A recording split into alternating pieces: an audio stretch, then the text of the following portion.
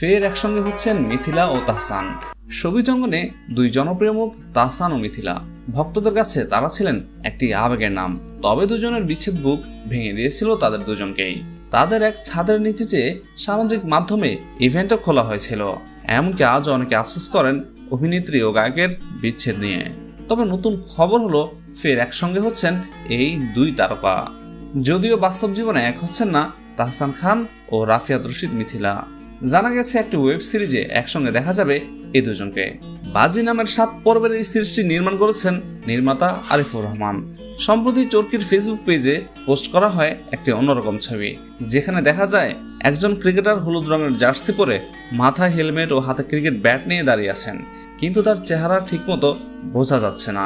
ছবির উপরে লেখা কে আসছে চরকিতে। আর এরপর থেকে সোশ্যাল মিডিয়াতে সেই পোস্ট নিয়ে চলতে থাকে নানা রকম গুঞ্জন। অবশেষে সোমবার চরকি নিশ্চিত করে যে পোস্টের সেই রহস্যময় ক্রিকেটার হচ্ছেন জনপ্রিয় গায়ক ও অভিনেতা তাহসান খান। অভিনেতা হিসেবে তাকে বহুবার টেলিভিশনে দেখা গেলেও এই প্রথমবারের মতো তার অভিষেক হতে চলেছে ওটিটি প্ল্যাটফর্মে।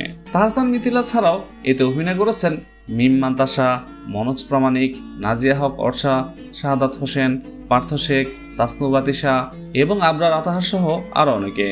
চরকি জানিয়েছে শীঘ্রই প্রচারে আসছে সাসপেন্স ড্রামা ঘরানার এই অরিজিনাল সিরিজটি। প্রসঙ্গত 2006 সালের 3 আগস্ট বিয়ে করেন তাহসান ও মিথিলা। তবে সম্পর্কের টানাপোড়েন পরে 10 বছর পর। একটি কন্যা সন্তান থাকা সত্ত্বেও তাদের বিবাহ বিচ্ছেদ হয়ে যায় 2017 সালের জুলাই মাসে।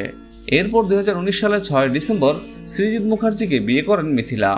মাঝে একটি ই-কমার্স সাইটে লাইভে এসেছিলেন দুজনেও। এবার বাধা পড়েছেন ওটিটির একটি ফ্রেমে।